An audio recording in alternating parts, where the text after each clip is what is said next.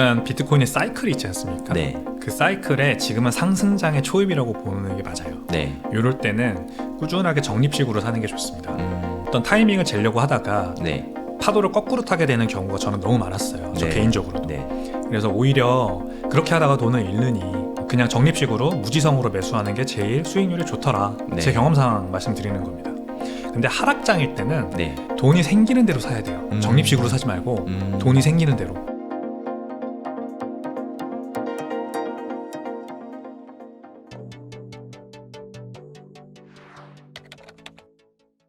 그럼 이제 저희 채널 보시는 분들은 대부분 투자자 분들이 좀 많으시니까 비트코인을 살 때 어떻게 사야 되냐에 대해서 되게 고민이 많으시더라고요. 그냥 뭐 이렇게 해라 저렇게 해라 하면 좀 어려우니까 백훈정 이사님이 어떻게 매수하고 있다 본인의 전략을 알려주시면 좋을 것 같아요. 일단 비트코인의 사이클이 있지 않습니까? 네. 그 사이클에 지금은 상승장의 초입이라고 보는 게 맞아요. 네. 이럴 때는 꾸준하게 적립식으로 사는 게 좋습니다. 어떤 타이밍을 재려고 하다가 네. 파도를 거꾸로 타게 되는 경우가 저는 너무 많았어요. 저 네. 개인적으로도. 네. 그래서 오히려 그렇게 하다가 돈을 잃느니 그냥 적립식으로 무지성으로 매수하는 게 제일 수익률이 좋더라. 네. 제 경험상 말씀드리는 겁니다. 근데 하락장일 때는 네. 돈이 생기는 대로 사야 돼요. 적립식으로 사지 말고 돈이 생기는 대로. 그러니까 하락장일 때는 그냥 뭐 계속해서 주식적으로 빠지지 않습니까? 한 네. 1년 막 이렇게. 네. 네. 그럴 때는 제가 돈을 버는 족족, 예를 들어 월급을 받으면은 정해진 그 금액으로 살 수밖에 없지만 네. 뭔가 더 보너스를 일을 해서 받거나 보너스를 뭐 받거나 알바를 하거나 뭐 네, 뭐 물건을 만기가 팔거나 돌아오거나 네. 물건을 팔거나 네. 요즘 뭐 배민 아르바이트 이런 것도 많이 하시는데 그런 네, 거라도 해서 네. 현금을 더 쌓고 그 현금으로 비트코인이 떨어질 때마다 사게 되는 그런 형태를 많이 하죠 저는. 네. 그래서 2023년 동안 제가 비트코인을 많이 모았어요. 가격 엄청 빠졌잖아요. 네, 23년 네. 동안. 네. 왜냐면은 가격이 많이 오르니까 네. 지금이 좋은 구간인지를 판단하는 게 사실 어렵더라고요. 네. 네. 제가 차트를 잘 보는 사람도 아니고 그냥 뭐 계속 오르는데 네. 뭐 가끔 빠질 때도 있지만 그럴 때 빠질 때까지 기다렸다가 살려고 하니까 또 네. 너무 오래 기다릴 때가 되고 그러다가 못 견디고 사면은 그때부터 막 빠지고 그런 파도를 잘못하는 경우가 너무 많았어요. 그래서 네. 지금은 적립식 그냥 한 달에 한 번씩. 근데 거기에서 좀 재미 요소를 추가하자면 네. 그 기간을 좀 달리 해보는 것도 재밌어요. 저는 지금은 이제 매월 한 번씩 사거든요. 네. 근데 한 번씩 매주 살 때도 있고요. 한 번씩은 매일 살 때도 있습니다. 아, 네. 월급 딱 받으면 반 딱 떼어놓고 반으로 매일 살 때도 또 재밌어요. 어. 그거를 한번 비교를 해보기도 해요. 그래서 네. 한 달 동안 매일 사보고 다음 한 달은 매주 사보는 거예요. 네. 그래서 어떤 게 더 수익률이 좋나 이렇게 해가지고 쭉 1년 동안 해보고 네. 매일 사는 게 더 좋은데 그거를 이제 친구들과 한번 그렇게 비교를 해보기도 합니다. 제 주변에는 그렇게 매일 사시는 분들이 좀 있거든요. 네. 적립식으로. 그런 사람들과 한번 또 그 투자 레이스를 해보기도 하고 그렇게 하는 거죠. 아무튼 무지성, 기간을 정하시고 무지성으로 사시는 거 그렇게 하는 게 제일 좋습니다. 그럼 가격이 지금 한 1억 정도 되는데 만약에 뭐 올해나 내년에 2억을 넘어갔다. 그때도 계속 사실 계획이세요? 그럼요. 어. 만약에 제가 어떤 인간 지표로 봤을 때 너무 과열됐다고 생각하면 조금 쉬긴 할 것 같아요. 근데 비이성이 언제 터질지까지는 저는 잘 몰라요. 네. 그래서 터진다 그러면은 이제 적립식 매수는 그만둘 것 같은데 그때까지는 그게 2억이든 5억이든 네. 계속해서 살 겁니다. 금액과는 상관없이 인간 지표를 보고 판단하겠다. 맞습니다. 이런 말씀입니다. 인간 지표 어떤 게 있을까요? 제가 가장 대표적으로 말씀드리는 거는 네. 제 스스로가 네. 갑자기 너무 유명해져서 아. 공중파에서 저를 불러서 네. 연예인들과 같이 방송을 하게 되고 네. 제가 그런 경험이 있습니다. 실제로 아. 2021년인가 2022년이었던 것 같아요. 네. KBS에서 저를 불러서 연예인들과 이렇게 재테크 관련된 방송을 하게 하더라고요. 네네. 그런 걸 저는 대표적으로 과잉된 현상이라고 생각합니다. 공중파에서 가상자산 관련된 업계 사람을 부를 때 네. 그리고 과잉 지표. 이제 지금도 증권사에서 비트코인 관련된 뭐 리포트를 덜어내긴 합니다만 네. 또는 이제 뭐 미디어에서 주류 언론에서도 가끔 기사가 나오긴 합니다만 네. 그런 기사나 리포트의 내용들이 아무 비판적인 내용이 없고 좋은 내용만 얘기할 때도 과열됐다고 봐야 돼요.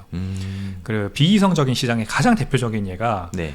아무도 나쁜 말을 하지 않을 때입니다. 근데 요즘은 좀 규정 잡힌 시각이 보이죠. 네. 뭐 방송이 이게 유튜브 채널에 방송이 올라가도 댓글 달리는 것만 봐도 악플이 아직은 많은 것 같아요. 악플이 많죠. 네. 네. 근데 2021년 그 11월 달 네. 8천만 원까지 갔던 그 불장의 네. 끄트머리를 생각해 보면 아무도 나쁜 말을 하지 않았습니다.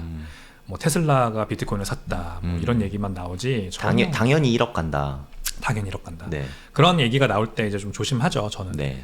근데 이제 그러다가 꺾이면 추세적으로 꺾이는 게 몇 번 보이면 이제 저는 그때부터는 적립식 매수는 그만두고 네. 현금 비중을 좀 늘리죠. 현금 비중을 쭉 늘리다가 네. 아 많이 빠졌다 싶을 네. 때 뭐 한 번 축 빠질 때 30%씩 빠지지 않습니까? 네.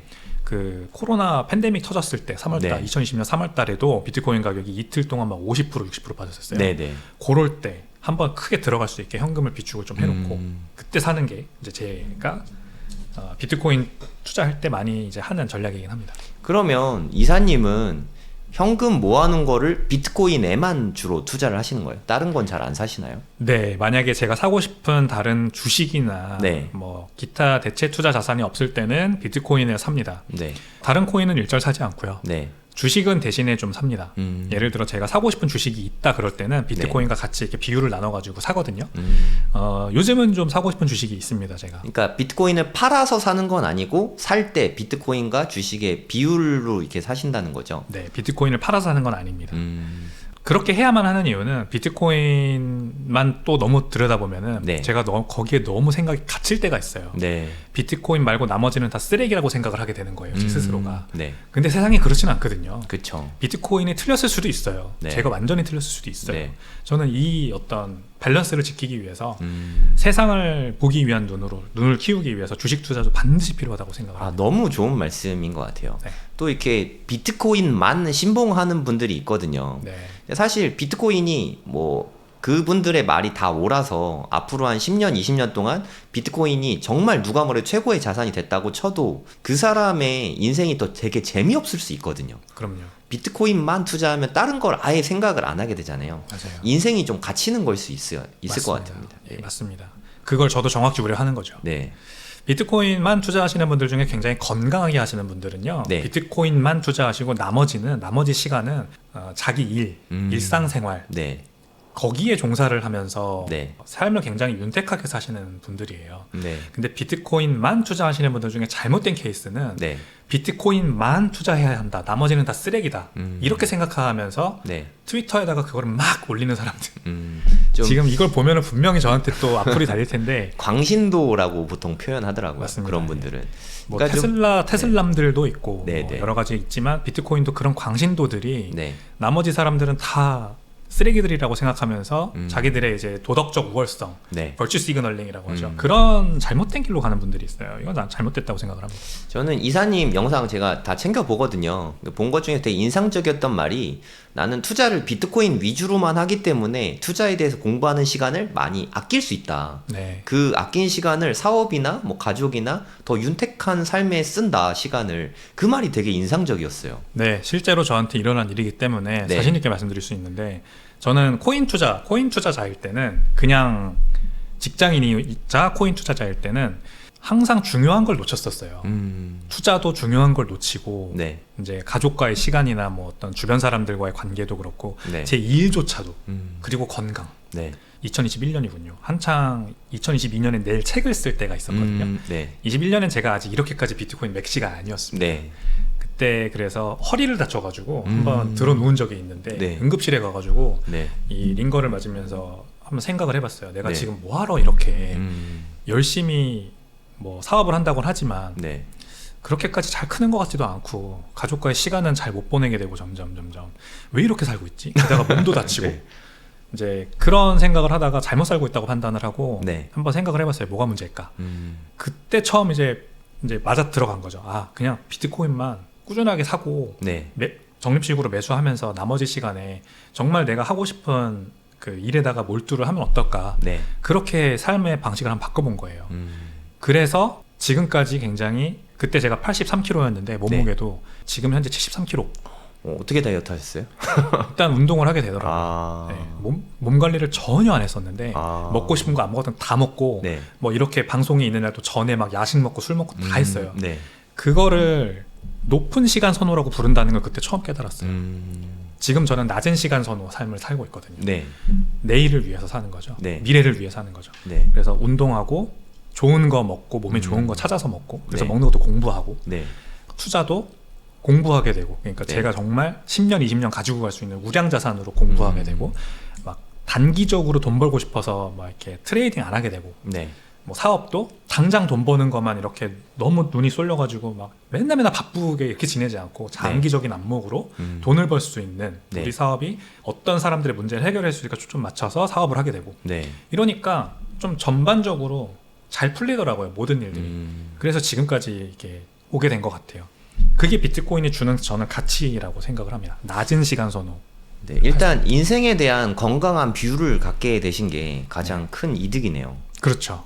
그런 안목을 기를 수 있게 된 게 저는 비트코인에 대해서 본격적으로 알게 되면서라고 생각을 해요. 야, 되게 그게 정말 멋있는데요. 좋았습니다. 네. 예.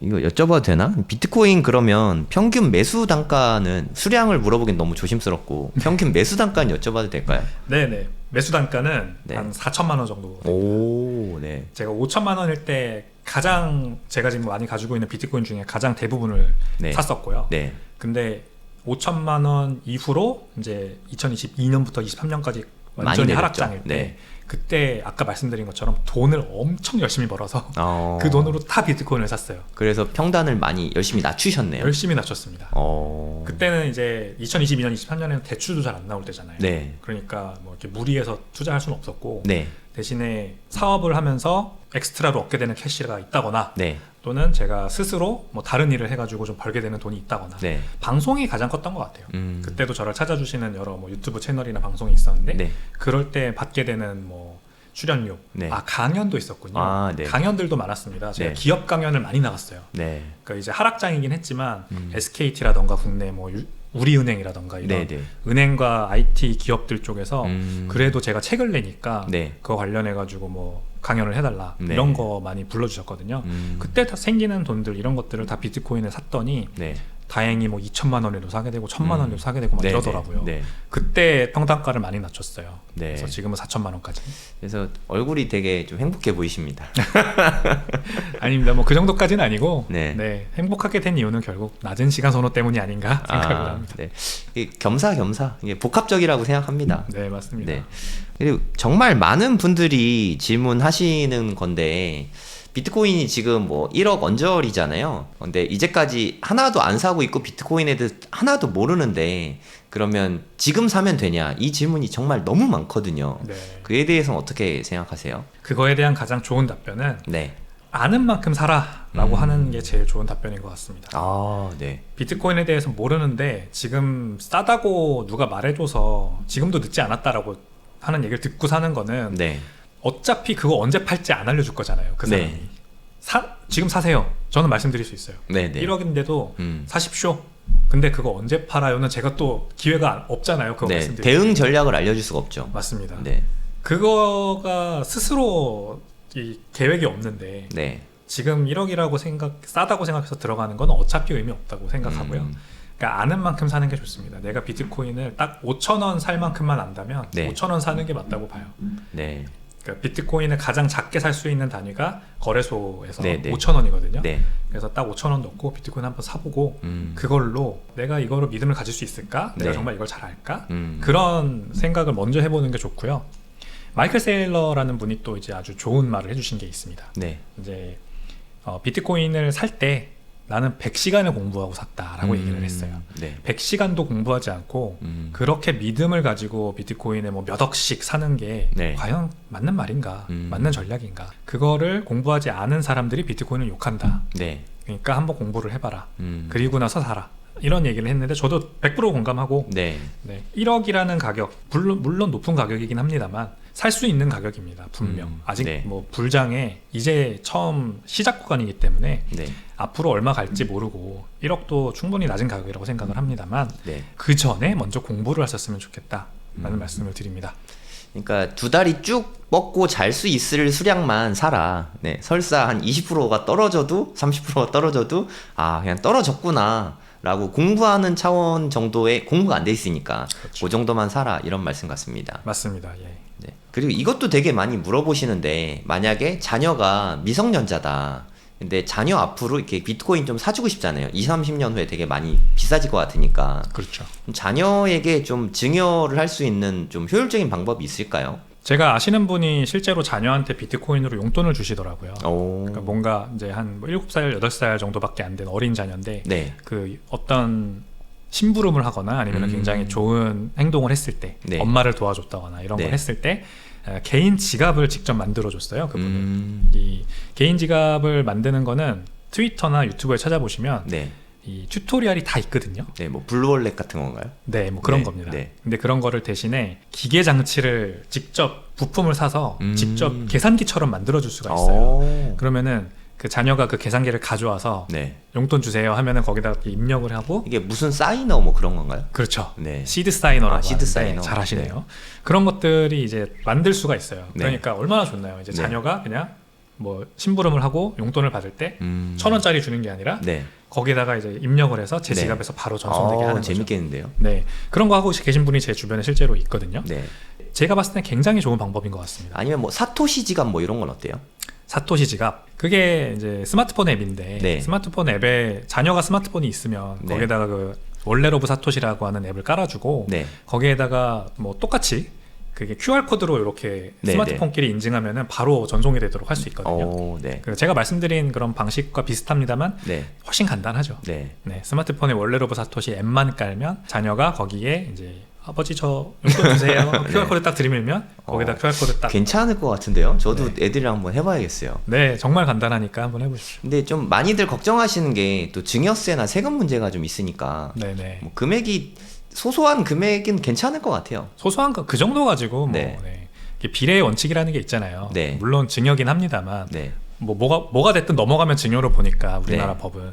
근데 그런 작은 금액까지 다 그렇게 잡으면 사회적 손실이 너무 크잖아요. 네, 그러니까 네. 그런 것까지 문제 삼지는 않죠. 뭐 한 1,000만 원 미만일 테니까 별 네, 문제는 없을 것 같습니다. 그 정도는 네. 괜찮아요. 근데 큰 금액을 정말 증여하시려고 할 때는 네. 물론 세무사 상담 받아보셔야겠지만 네. 우리나라는 현재 과세 정책상 네. 그 원화로 컨버트 되지만 않으면 그 과세를 하지 않아요. 어. 근데 아직 과세 자체를 하고 있지는 않긴 하죠. 네. 그러니까 또 과세가 뭐 2년 유예된다 뭐 이런 얘기도 있긴 한데 원래대로 이제 내년부터 본격적으로 기타 소득세로 암호화폐 수익을 그 소득을 신고를 해야만 한다면 네. 자녀에게 넘긴 암호화폐는 어떻게 해야 되느냐 이게 이제 궁금하신 분들이 많거든요. 네. 근데 암호화폐 비트코인만 넘겼을 때는 네. 그거는 과세 대상이 아니에요. 현재로서는 그 비트코인을 원화로 바꿀 때 네. 나중에 그때- 팔 때 그때 양도세를 내게 되는 그때 건가요? 양도세를 내게 되는 겁니다. 네. 그리고 어쩌면 그 금액이 너무 크다면 증여세도 같이 물게 될 수도 있어요. 네. 이제 결국 구세청의 눈에는 누가 이거를 줬냐, 뭐 어디서 얻었냐, 자녀가 이 비트코인을 어디서 얻었냐, 네. 부모님한테 받은 건데요. 그럼 그 부모님한테 넘어가니까 증여 아니냐. 네. 그때 같이 이제 매길 수가 있는 거죠. 네, 그렇게 결국 다 누적돼가지고 과세가 되기 때문에 네. 뭐 증여세를 피할 수 있다고 생각하지 마시고, 다만 비트코인만 옮겼을 때는 뭐 국세청 입장에서도 이거를 다 트래킹할 방법은 없으므로 네. 그렇게 쭉 쌓아 놓으시는 건 괜찮다 이렇게 네. 말씀드립니다. 뭐 비트코인 0.1개 미만은 괜찮을 것 같아요. 네, 저도 문제 없을 것 같습니다. 네. 그 정도. 이렇게 현금 예금은 우리는 일반적으로 예금을 하면 이자를 받아야 된다는 생각들이 다 있잖아요. 네. 근데 현재 비트코인은 좀 이자를 받기가 좀 어려운 구조인 것 같더라고요. 나중에 좀 이걸 보완할 수 있는 방법이 있을까요? 비트코인은 이자가 없죠. 네. 그래서 더 깨끗하고 퓨어한 자산이라고 볼 수가 있는데 왜냐하면 나머지 알트코인들은 이자가 나오는 방법이 굉장히 불투명하거든요. 네. 비트코인은 아무튼 그렇고, 비트코인에 이자가 나올 수 있는 방법은 기존 전통 레거시 은행들이 네. 이제 비트코인 예금 상품을 운용을 하는 거죠. 비트코인으로 예금 받고 네. 비트코인으로 이자 주고 그 뭐 재원은 비트코인 대출에서 나오겠죠. 비트코인 담보 대출 또는 네. 비트코인 대출, 이거를 은행들이 결국에는 해줘야만 합니다. 네. 그래서 미국 뉴욕 같은 경우에는 그 미국의 뉴욕에 있는 100여 개가 넘는 그 네. 지역 은행들이 네. 어떤 프로그램을 지금 이미 다 도입을 했어요. 네. 그 프로그램 전산망이죠. 전산망을 도입을 해서 비트코인 대출과 예금 상품을 이미 운용할 수 있게 준비를 하고 있거든요. 네. NYDIG라고 하는 기업과 협업을 하고 있습니다. 네. 근데 이게 이제 뭐 법적으로 아직도 미국에서도 이게 가능한지가 확실치가 않기 때문에 네. 나오지는 않고 있습니다만 은행들이 이미 준비를 하고 있다라는 점이고, 이자를 이제 결국에는 다른 방법으로 비트코인 이자를 주는 것들을 또 이제 스타트업들이 많이 디파이 개념으로서 접근을 하죠. 네. 그래서 이더리움의 어떤 기술을 이용해서 네. 비트코인을 랩핑한 다음에 네. 이더리움에 올려서 올리고 거기에서 이제 이자를 받게. 네. 디파이라고 하는 건 결국 풀이라는 게 생기거든요. 그래서 네. 거기다 코인을 넣으면 그 코인을 이용해서 그 풀을 이용해서 뭐 대출을 하거나 하는 분들이 이자를 내니까 네. 그 이자를 이제 풀에다가 코인을 넣은 분들에게 이자를 주는 재원으로 사용을 하는 거죠. 네. 은행처럼 똑같은 역할을 하는 겁니다. 네. 대출이 없이는 사실 이자 받기가 어렵잖아요. 그렇죠. 대출을 운용하는 게 결국엔 좀 필요해 보이네요. 맞습니다. 근데 그렇게 디파이를 이용하는 게 결국 비트코인 파생 상품을 이용하는 거예요. 네. 비트코인과 상관없이 이더리움이나 네. 아니면은 그 디파이 자체에 문제가 생기면 네. 거기에 있는 돈도 또 탈취당할 수가 있거든요. 러그풀 사태가 일어날 수도 네. 있고. 그리고 디파이라고 하는 게 굉장히 유동성이 너무 작아서 네. 가격의 변동폭이 굉장히 커요. 그 안에서조차도. 네. 네. 그래서 뭐 은행처럼 안전하게 이자가 나온다는 그런 시스템을 전혀 기대하시면 안 됩니다. 네. 비트코인으로 이자를 주는 기관들 중에 미국에는 몇 개의 스타트업들이 있는데 에이브라라고 하는 곳도 있고요. 네. 레든이라고 하는 것도 있습니다. 네. 그런 데가 이제 또 대출을 이제 하는 곳이에요. 비트코인 대출, 담보 대출을 해주고 거기서 나온 이자 재원으로 비트코인 이자를 주는데 네. 소소합니다. 한 2, 3% 연이율 네, 네. 기준으로 한 2, 3% 정도 되는 소소한 이자를 주거든요. 네. 그 정도도 괜찮으시면 이제 그런 서비스들을 이용해 보시면은 좋은데 네. 미국인밖에 이용을 못합니다. 아. 이제 미국 사람들만 쓸 수 있는 서비스라서 안 되실 거고. 차후에 그 백이사님이 서비스 출시해 주면 좋겠네요. 네, 우리나라에서도 반드시 그런 네. 이제 길이 열릴 거예요. 네. 저희 회사도 이제 그런 거를 준비를 하고 있고 그래서 네. 규제 상황을 보면서 꼭 런칭하도록 하겠습니다. 네. 그럼 아, 이용해 그건 주십시오. 정말 너무 좋을 것 같아요. 장기 보유하기도 더 편할 것 같고. 그럼요. 네. 네, 맞습니다.